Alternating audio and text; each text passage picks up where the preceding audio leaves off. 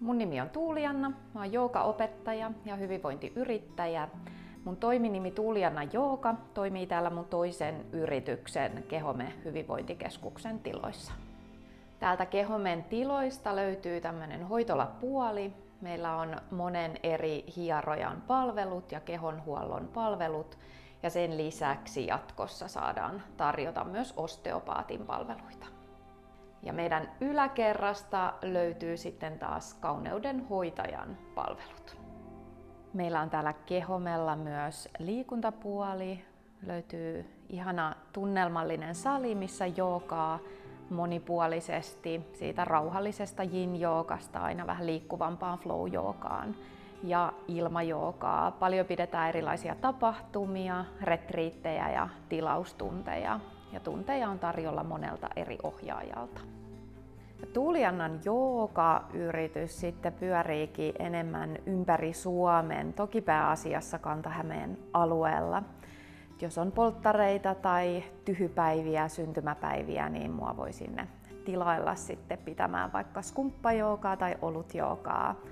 Paljon toki sitten ilmajoogaa tilaustuntina täällä mun omalla salilla.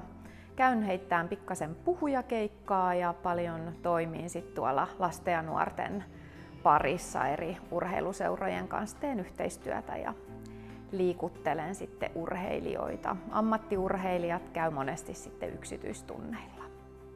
Reilu 5 vuotta sitten perustin Tuuliannan Joogan ja marssin sitten tonne Uusyrityskeskukseen hakemaan ehkä lähinnä semmoista tukea mun omille ajatuksille. Vähän vahvistusta siihen, että kannattaako hypätä ikään kuin syvään päätyyn saman tien yrittäjäksi.